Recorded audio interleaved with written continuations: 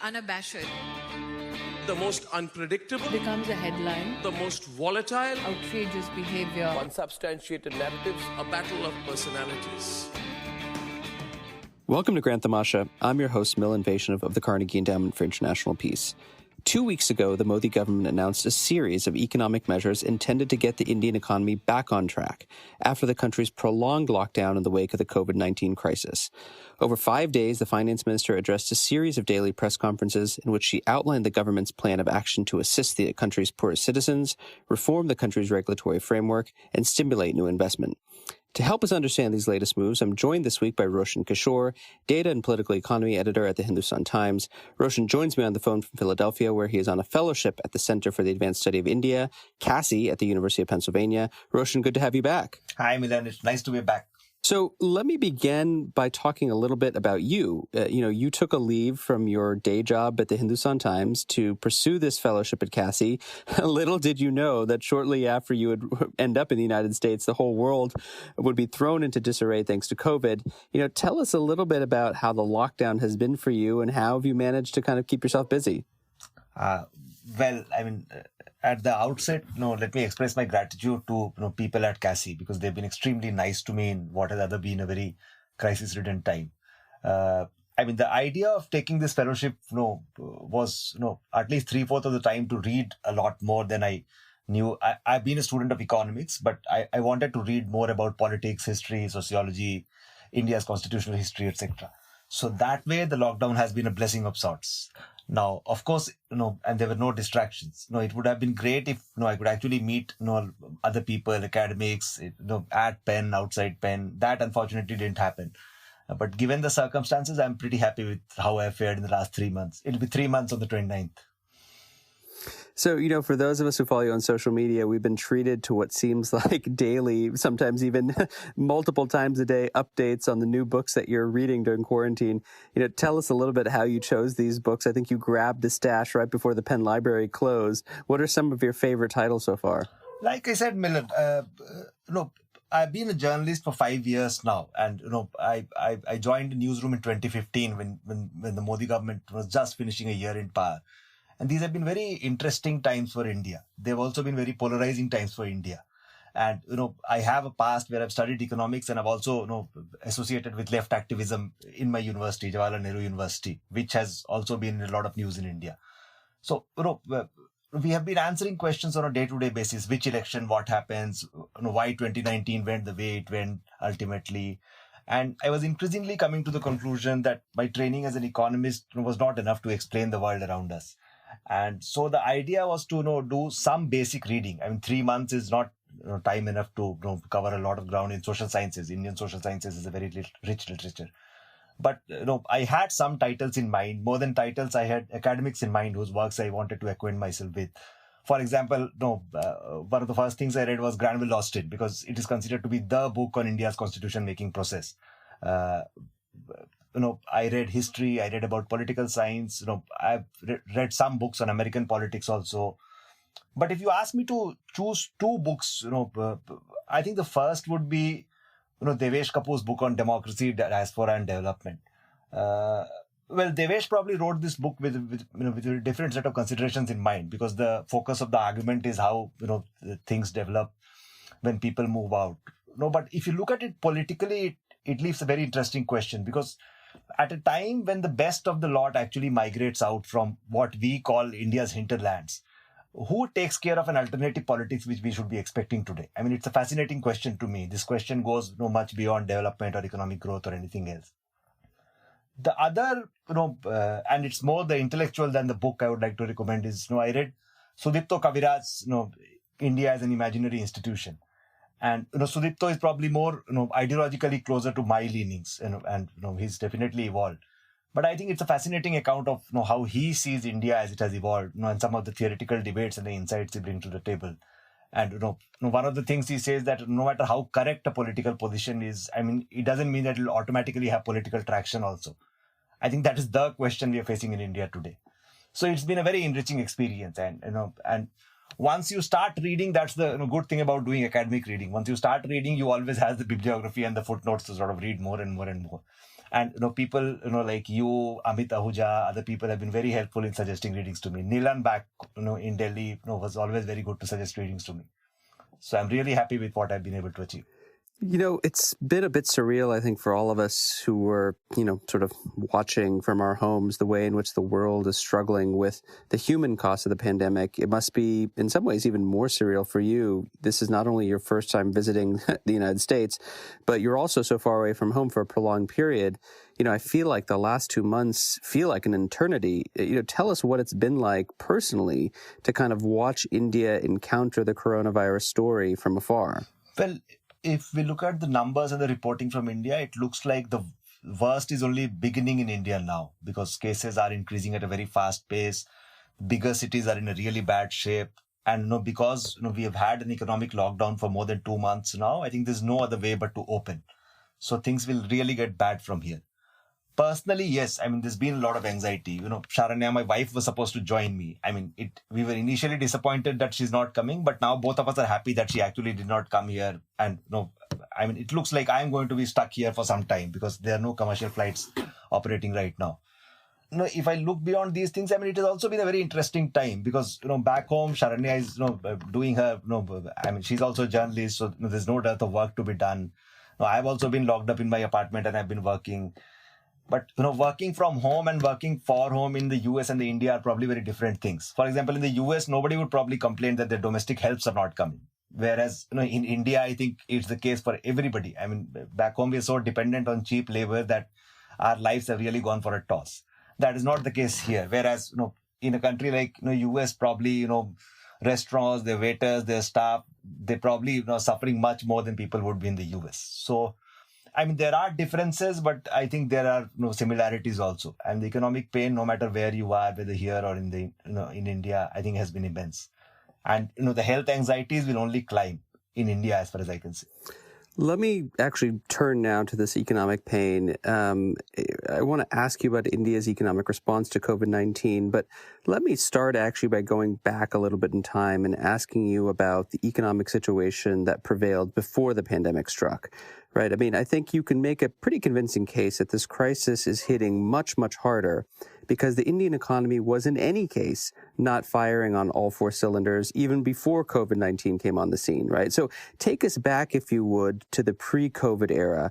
How would you describe the state of economic affairs in India that existed, say, back in February 2020? I completely agree with you, Milan. India's GDP growth rate has been declining for 3 consecutive years now. It started in 17-18, 18-19 and 19-20. And, the 19-20 GDP growth was just around, 5%. So, the capacity of both businesses and governments has been pretty stretched. This recent research which shows that by December 2019, 1/4 of India's listed non-financial firms, their interest coverage ratio had fallen below 1, which means that their profits were not enough to even pay interest payments. It was that bad. So you are talking about businesses having to deal with as big a shock, as this pandemics in a situation where things were already very bad. Government finances were in a very bad shape because, this government had been overestimating its own nominal GDP growth rate. It had been missing revenue targets. India, as you know, Milan, there's a federal government in place. States have been complaining that they have not been getting their revenue shares from the center. One reason is the center is not collecting, enough revenue. The second reason is a lot of revenue has been, the center has been moved to what are, heads which are not shared with the states. So state governments are doing a lot of heavy lifting, at this time, and yet their revenue situation is even bad. So whether you look at it from the private sector's point of view or the government sector's point of view, things are bad. One of the things we have been talking about is agriculture. Rural distress has become almost synonymous with India's post-reform growth trajectory. We have heard a lot of it in the last few years, and the reason has not been failure of production. The reason has been a failure to get remunerative prices. Today, CRISIL has issued a research note in which they are saying that India has had 3 episodes of negative growth rate in the past, and all those 3 episodes, it was agriculture which took a hit. And because agriculture used to have a bigger share in the economy, so the overall GDP went down. This time, agriculture is the only sector which will show positive growth. But I am worried that even if in real terms it shows positive growth, in nominal terms, without adjusting for inflation, agriculture could actually show negative growth. we've already hearing reports, places in like Delhi, etc., where tomatoes are being sold for 1 rupees per kilo, whereas the normal price is around 20-30 rupees per kilo. So the pain will be extremely widespread. And, the other thing, let me take a bit of time on that. The other thing, worth reiterating today is that before the crisis happened, there was a lot of debate on India on whether the slowdown which was existing was cyclical or structural, whether it was demand side or supply side. I think, and I've always subscribed to the view that things changed for India after the 2008 financial crisis. Exports pre-2008 were a very important driver of our growth process. That is not the case after 2008, and going forward, exports will become even more unreliable. And there was a serious crisis of demand in India, whereas the government had the view that we could, there was this talk of achieving a 5 trillion economy and all those things. As recent as last year, there was talk of achieving an 8% real growth rate. So we were, in a state of almost, I would say, policy denial about the importance of the economic crisis which was facing India, and things will only get worse from now on. So, on March 24th, as most of our listeners will know, the Prime Minister announced a stringent nationwide lockdown in order to, quote unquote, flatten the curve. While this move might have saved lives, it also extracted its pound of flesh on the economy. A recent tweet you put up had this to say: the RBI today said India's GDP will contract in fiscal year 21. Even if it's just a 2% contraction, let's remember that this comes after 3 years of continuous deceleration in growth. Capacity to fight already stretched. Very bad times. The economic pain will be immense. Now, Roshan, that's a pretty ominous tweet. Help guide us. What do we know in kind of tangible terms about the immediate short-term impact of the crisis? How will it be felt and by whom? The saddest part is whatever gains we might have made under the lockdown, it looks like we're not going to be realizing them going forward because cases are increasing. So we don't know whether the lockdown will give us any long-term benefits, even medium-term benefits. We in India do not have high-frequency employment data as you have in the United States. I mean, the June quarter GDP numbers would only come in August, I believe. All private estimates, the RBI, which was supposed to be, projecting GDP numbers, has not given us any projections. All private estimates now tell us that the contraction could be bigger than minus 2%. So CRISIL, for example, today has put the number at around minus 5%. If we look at some basic indicators, Purchasing Managers Index, PMI is a good indicator. It completely crashed in April.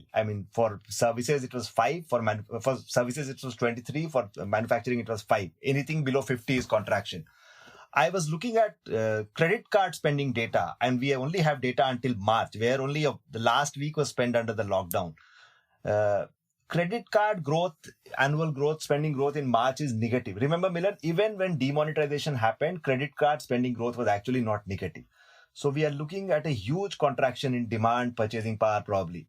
And because there's so much economic uncertainty going forward, my biggest fear is even people who can spend will not be spending money. Everybody will be saving. What if I lose my job? What if my business goes bust?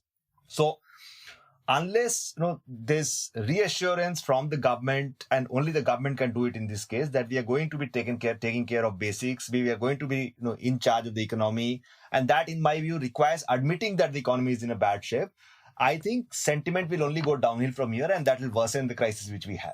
So, for those who haven't been watching as closely, I'm wondering if you can help walk us through the governmental economic response to the crisis. And it's been kind of in two stages. So we saw an announcement that happened in late March. I believe it was on March 26th, and a series of announcements just 2 weeks back over the course of a few days. Let's go back to the March announcement. What had been the government's initial economic response shortly after the lockdown was put into place? I think there are two ways to look at it. So as soon as the lockdown was put in place, if I'm not wrong, because I was not following the news cycle exactly, some welfare measures were announced. So the government announced that it will be issuing additional food grains to the poorest of the poor. There was some talk of cash transfers to there's this scheme called the Jan Dhan Yojana, where everybody has bank accounts in India. 500 rupees per person were transferred there. So there was some minimal relief on that front. But I think the bulk of the work was done by the RBI, which actually started infusing liquidity into the market, making sure that there was no dearth of credit, etc. And, going forward, and we'll discuss it later probably, the RBI's interventions actually formed the bulk of the package. I think, and no, I think, Milan, to be fair to the government, and this is not just the case with India, I think everywhere, initially nobody probably estimated what this crisis, the magnitude this crisis was going to take. So even maybe in March, I don't think anybody knew that we'd be talking about so many cases, so many deaths, and such an extended period of infection and spread. So, even if the response then was minimal, I think it should not be held against the government, because then maybe there was a, in retrospect now, false hope that things would get better if we have a lockdown. I mean, we have to remember that even this lockdown was announced in trenches. First, there was a 14-day period, then there was another 20-day period, and things like that. So, what was done then was not enough, but what should have been done later is the more important question today, I think. So let's come to that. Over 5 days, the finance minister, Nirmala Sitharaman, addressed 5 separate press conferences unveiling the government's long-awaited economic package. Over the course of these 5 days, the finance minister touched many sectors, many regulations, many priorities. She talked about small and medium enterprises. She talked about farmers, talked about migrants, talked about labor constraints, and so on and so forth. If you could step back for a second and kind of sum up the government's measures, what were, in your mind, the sort of 3 or 4 headline takeaways for you on this large package the government unveiled? Well, when the Prime Minister addressed the nation, he said that the economic package was going to be 10% of our GDP, or 20 trillion rupees. As the details start coming, it emerged that there was, the actual fiscal spending was actually much less. Estimates have put it at just around 1% of the GDP. So, around 2/3 of the package, Milan, is in terms of, either liquidity or credit supply measures. Around 3.5% of it is the RBI's infusion of liquidity in markets. Slightly less amount has been earmarked as credit guarantees to medium and small enterprises, where if they have to borrow from the banks, etc., they would not need to give collaterals. The government would guarantee the loan, etc. The actual fiscal push is just around 1%, of which the biggest head is the Rural Employment Guarantee Scheme, which is around 0.4 trillion. If you ask me to give my talking points or headlines about the package, I think the first thing, which is the most disappointing, is that there has been absolutely no fiscal push. If you realize that your economy is headed towards a depression, if you realize that purchasing powers are actually being hit very badly, and I want to put it in context here, Milan. India, 60% of our GDP actually comes from private consumption. India is a very unequal society. Top 20% of our population actually spends more than half of our private consumption expenditure. And if there's such a crisis at hand, the rich are actually going to be holding back. They are not going to be spending even if they can, because they would be interested in increasing the pool of precautionary savings. In that case, it was absolutely essential that the government should have given a push to boost the consumption spending of the non-poor. That has not been done.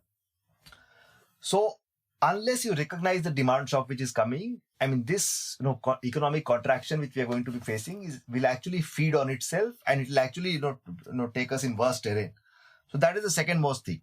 The third disappointing thing which I would like to say, and let me add that I only have disappointing comments to make about the package, is that there's some tidbit about it, but there's absolutely no big ticket spending announcement about the health sector in our country. Even before the pandemic, I mean, India's health sector, all of us know, I mean, is not one of our strengths. It's one of our biggest weaknesses.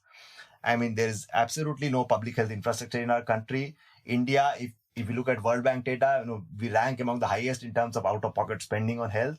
And if we are dealing with such a crisis, one thing which should have been done was give a boost to the health sector. And it is only the government which can do that. I think, one thing which the pandemic has shown us is that everywhere, whether it is the United States or any other country or India, people are increasingly relying more and more on public health systems, public health investment in health services. We are talking about a vaccine also. So even if a vaccine is produced tomorrow, who would be marketing it? What kind of profits will be made? Will it be affordable to poor people in the world? And it doesn't help if the rich vaccinate themselves, because everybody has to be vaccinated. So that is one big area which I think has been missed out, which should have been given more focus. The other thing is, and this will probably have very long-term repercussions on India's constitutional framework. The Narendra Modi government has not been praised even before for adhering to the spirit of India's fiscal federalism. I think the crisis has only made it worse. I would cite 2 to 3 examples. Even before the Modi government started acting on the crisis, there are a state such as Kerala in India, which today, not only in India, but probably in the entire world, has set an example in how to deal with the crisis so far. I mean, touch wood, and hope things don't get worse there. But they were actually spending money, because the only way to contain such a crisis, whether it is to enrich your health sector, whether it is to make sure people don't starve, etc., is to spend money. In India, states face far more severe constraint on borrowing compared to what the center does. State governments had been demanding that they should be allowed to borrow more. Under the FRBM Act, they can only borrow up to 3% of their GDP. This relaxation came very late, and even that relaxation, it has been riddled with a lot of conditionalities. State governments are not happy about it. Sometime last month, oil prices crashed, and India imports a lot of it oil. So whenever oil prices crash, the government actually makes a lot of money in taxes, because retail prices have not come down in India even today. Almost the entire benefit of that oil price, I think the central government has kept to itself, by heavily raising taxes, on petroleum products. And I don't think a lot of that money is going to be passed to the states. At a time when states are doing a lot of heavy lifting, at a time when the resources are already constrained, some of that should have been passed to the state. Let's come to policy measures now. A lot of reforms have been announced by this government. The biggest of them is in the agriculture sector. APMCs are not compulsory anymore. The Essential Commodities Act has been scrapped. Agriculture is a state subject in our country. It is state governments who actually should be and are equipped to deal with agriculture. I don't think there was any consultation with state governments on these counts. Even something as basic as the lockdown. The first lockdown was announced at a notice of 4 hours. If you want state governments to be able to deal with these eventualities, problems, challenges, etc., there should have been far greater consultation between the center and the states. I mean, Prime Minister Modi did hold conferences with state governments subsequently, but I think every state government in the country today is feeling that they have not been treated fairly by the center. Given the situation we already were in, I think this is going to have a long-term repercussion on India's federalism, especially fiscal federalism. Let me go back to the first point you made, Roshan, which was on the lack of stimulus to try to improve the demand situation in India.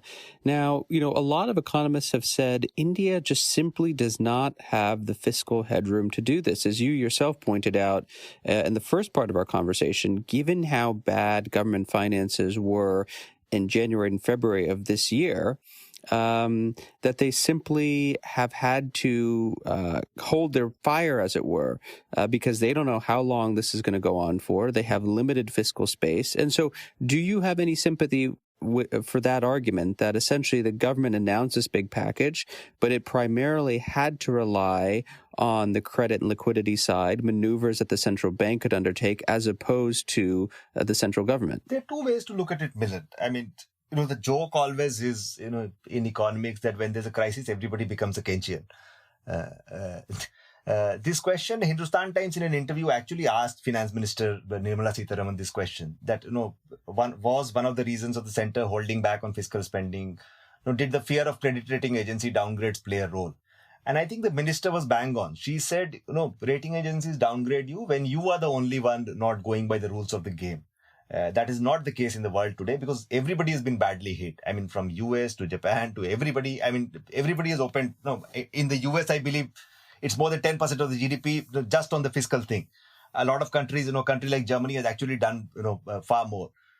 The question to ask, Milan, is this, macroeconomic stability, by which we normally mean, you have, fiscal soundness, you balance on the external account, and there's, no inflation in your economy. The larger question to ask is, are these an end in themselves, or are these a means to an end? In my view, I think the latter is always true. I mean, if your economy goes into a depression, you are anyway going to do very badly on the fiscal side, because remember, your revenues will start contracting.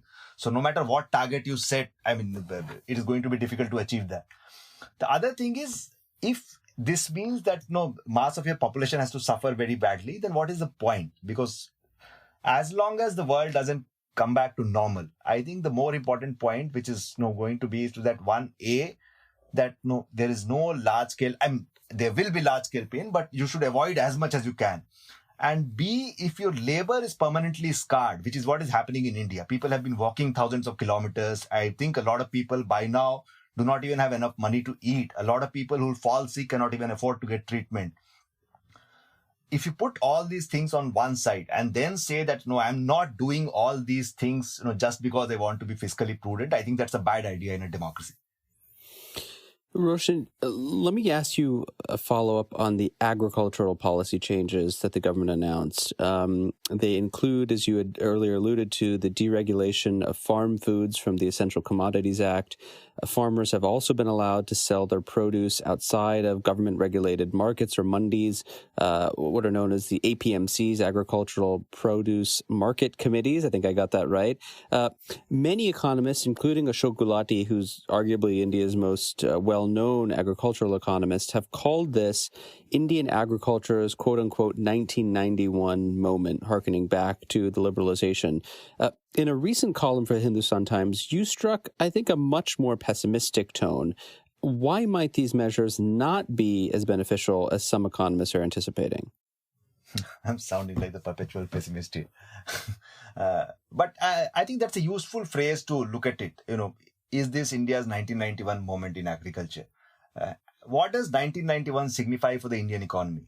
It basically signifies a shift from what was a license quota permit regime to a regime where capital was free to make its decisions. Professor Gulati is one of the most influential voices, in India's farm policy, and he has a wealth of experience. So, this is not, a personal comment I'm making on him. But I think one problem with the economists of Professor Gulati's generation is that they actually have lived memories of a very long time, even before 1991. This, I think, somewhere clouds their judgment, because they think that unless reforms can be de jure, but they can also be de facto. So it is not necessary that a sector will only change if there is a de jure reform. If you look at NSSO data today, Milan, APMCs are not the largest source where farmers go and sell their produce. And I'm glad that Mekhala Krishnamurthy, who's at CPR and who's, I was making a general comment, but she's actually an expert in the sector. She also made this point that, small traders, play a very big role in agriculture, and farmers know when to sell and who to sell. There are states such as Punjab, etc., where APMCs are important, and I'll come to that in a bit. The other thing, about this entire APMC, Essential Commodity Act business is that, the argument which is given is that because, these government agents, buy from farmers do not get a fair deal in India. India, we have to remember, Milan, is a country which is extremely sensitive to food price inflation.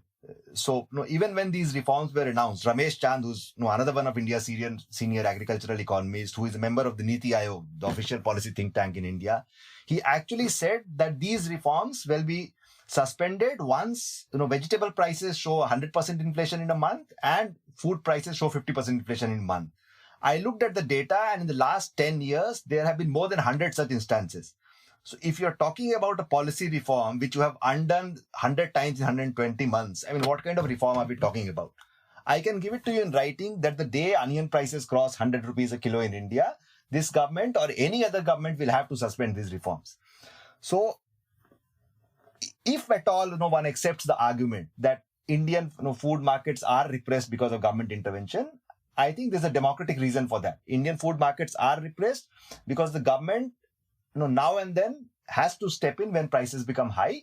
And, there's been a lot of, discussion around how India should have moved from a public distribution system provisioning of food grains to a direct cash transfer, and why procurement should not have been done, etc. Think about it today. Today, when there's a huge crisis, the only area where the government has a cushion is its stock of food grains. India has enough stock. The food minister, Ramvilas Paswan, has been saying that we do not have to worry for 2 years. I think in a country where there's massive poverty, where food spending on an average is half of households' budgets, there has to be some government intervention in the food economy. And, if you don't do it, you are going to pay a very big political price for it. So, Roshan, you've been arguing both right now and in your writing that India needs to do more to stimulate aggregate demand, and that, supply side interventions, they're important, of course, but they have their limits. In another recent column you wrote, you called for the government to consider privatizing the National Rural Employment Guarantee program. In essence, as I understand your argument, this would essentially allow the employment of Narega workers in private agricultural activity. Explain to us, what's the logic that you're using to advocate for this kind of a step? I'm really glad Professor Gulati actually made a similar argument in an Indian Express piece a couple of days ago. Having said that, what we have seen is very large-scale migration from towns to villages. A lot of workers who probably did not have anything to do in cities have come back to their villages now. Thankfully, we have a rural employment guarantee program under which the government is committed to providing 100 days of unskilled manual work to a member from every household. The government has increased, the NREGA budget from 0.6 trillion. It's now ₹1 trillion. What do you do when you are faced with so much surplus labor in villages? We are talking end of May, another 15-20 days from now, once the monsoon comes, India is going to go into its peak agricultural season. We will begin paddy cultivation. Normally, NREGA work actually takes a backseat during monsoon because there's peak cultivation season.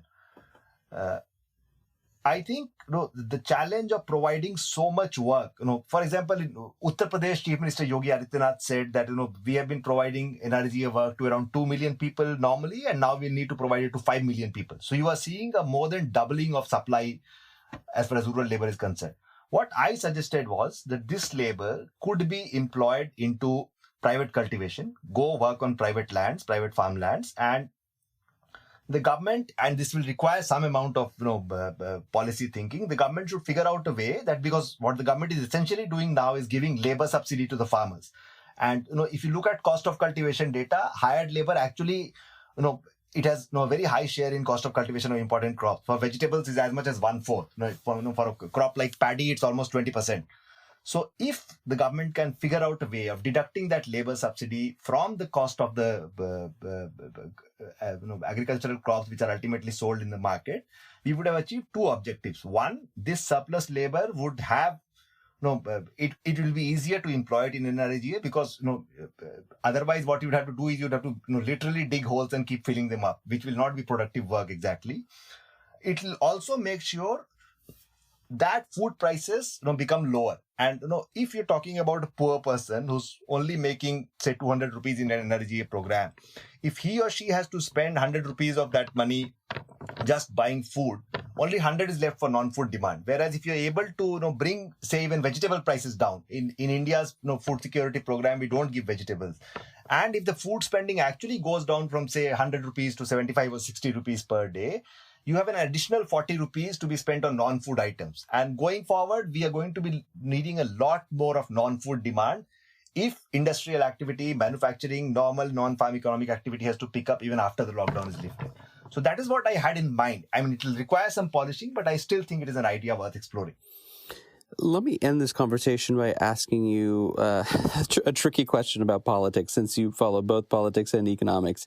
You had an interesting Twitter thread the other day in which you argued that, the Modi government intellectually actually dedicated perhaps more attention than any of its predecessors to the issue of internal migration, right? The former chief economic advisor, Arvind Subramanian, he's been on the show several times, back a few years ago, dove deep into this issue in a previous iteration of the government's flagship economic survey. And yet, at the same time, the same government has stumbled mightily to manage the current humanitarian crisis involving millions of migrants risking their lives to return back from cities and towns to their home villages. I'm wondering, as an astute observer of India's political economy, Roshan, what explains the disconnect between the intellectual attention this government paid the issue, sort of on one hand, and the policy response on the other hand? Let me repeat what you just said for the benefit of viewers. In 2017-18, India's economic survey said that India had close to 100 million migrants, which was, which is almost 25% of our workforce. The perceived wisdom earlier was we just had around 30 million migrants. For doing this, the economic survey relied on data supplied by the Indian Railways, where they actually tracked down railway stations, saying, this is how migrants move in India. When this lockdown was announced, it is more than clear now that absolutely no thought was given to how these migrants would behave. Now that realization has set in and the railways are running special trains to ferry migrants back to their workers, we've actually been hearing bizarre stories of trains losing their way. So a train bound for Uttar Pradesh is ending up in Odisha or somewhere.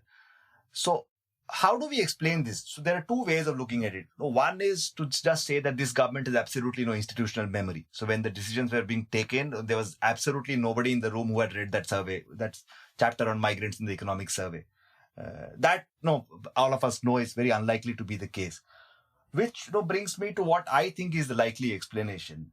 I mean, if we look at Narendra Modi's track record as a leader, especially after he's assumed India's prime ministership, I think the way he operates is, his politics is all about shock and awe. So he would announce demonetization. We do not know till date, officially where this suggestion came from. And then no matter how intellectually unjustifiable it was, he kept on insisting that this was done for a right thing. And once he's put in his political capital, nobody else could match his game. And he ultimately ended up probably making political success out of it. The easier part is to blame it solely on Narendra Modi. But I don't think this is how anybody works, and so it will be unfair to him. But I think the biggest problem of this government is, and this is where the gap between the intellectual and the political comes in, is that this government has a very silo-based, blinkered kind of a thinking. When important decisions are being taken, it only thinks of what the objective is which it wants to achieve. So when probably the lockdown was being decided, somebody must have told the Prime Minister that if we do this, we will stop infection, we'll flatten the curve, and no thought whatsoever was given to what will be its impact. India is a very big economy, it's a very diverse economy. There's probably no thought was given to every other thing. So I think this entire thing, and Indians are to blame for it, Milan, because frankly, this rhetoric of having a strong leader, strong PMO, etc., strong CMO, it is now a part of the Indian political culture. We have come to believe that more democracy is actually the reason for a lot of predicament which we face today, in 7 decades of our independence. Nobody has even heard who India's labor minister is when we are collectively dealing with such a huge crisis. I think it is good to have a government where probably the labor minister, the finance minister, the health minister would have fought it out in a cabinet, where the health minister wanted to enforce a lockdown, but the finance minister would have pushed back, saying, what happens to my economy? The labor minister should have pushed back, saying, what happens to migrants or workers who are working there? It is one of the perils of having a quote-unquote strong leader. If you have a strong leader, who's seen as infallible, who can't do any wrong, even if there is short-term pain, he'll put in his political capital and make sure that you do not suffer politically. As long as this keeps happening, I do not see this crisis getting resolved. I mean, again and again, we'll see instances where probably even existing intellectual wisdom is sacrificed, it's neglected, and decisions keep happening like this.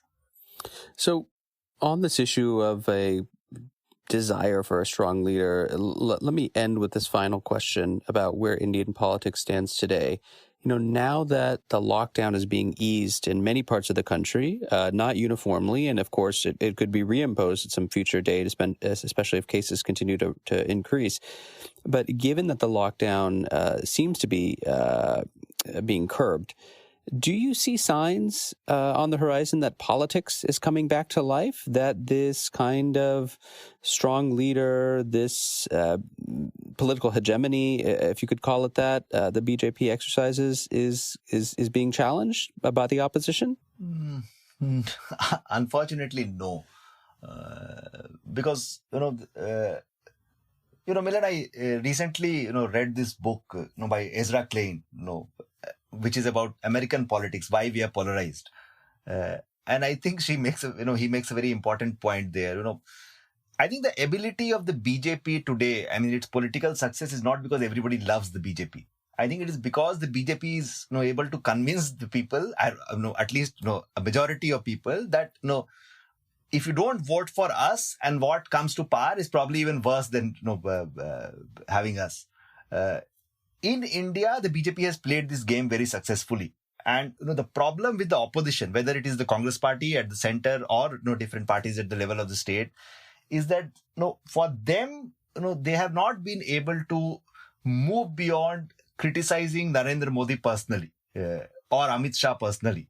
As long as they keep doing that, I don't think people are going to be interested. So if you want to rebuild politics from now on, I think the opposition has to completely revisit its ideas. I mean, an RJD in Bihar or a Samajwadi Party in Uttar Pradesh has to learn to probably move beyond its social justice rhetoric. I mean, they have to learn to move beyond the communalism rhetoric. I'm not saying these are not important concerns in Indian politics, but you actually have to offer a new deal to Indian people. I mean, you have to say that this is, we cannot treat our workers like this. At a time this is happening, agriculture deregulation is not good.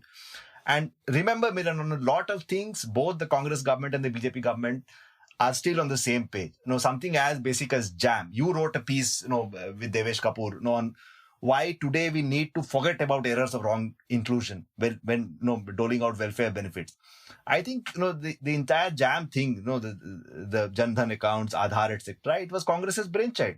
So unless political parties are willing to revisit their original positions, unless they are willing to offer a completely new deal to the electorate, and, Ezra's example comes to my mind again, somebody has to do an Obama to take on Narendra Modi. I mean, you have to inspire people, but it has to come from a unifying plank rather than a divisive plank. As long as you want to, push Modi on the Hindutva front, I don't see any political success for the opposition in this country. They'll have to completely, it has to be a uniting rhetoric rather than a polarizing rhetoric. That is how it'll have to work going forward. And by that, I don't mean you start visiting temples. It has to be a far more nuanced approach to politics. My guest on the show this week is Roshan Kishore. Roshan is the data and political economy editor at the Hindustan Times. He joins me on the phone from Philadelphia, where he is currently a visiting fellow at the Center for the Advanced Study of India at the University of Pennsylvania. Roshan, thanks so much for coming on. I know that this fellowship turned out quite differently from what you had imagined, but it sounds like you put it to good use. It's always a pleasure to talk to you, and stay safe. Take care. Hope that you can return home at some point in the future, but thanks for taking the time out to talk to us. Thank you, Milan. I hope to see you in Delhi soon. Grant Tamasha is a co-production of the Carnegie Endowment for International Peace and the Hindustan Times. You can find us on iTunes or wherever you get your podcasts. Don't forget to rate and review. It helps others find the show more easily. For more information about the show and to find the writing we referenced on this week's episode, visit our website, granttamasha.com. Production assistance comes from Megan Maxwell and Rachel Osnos.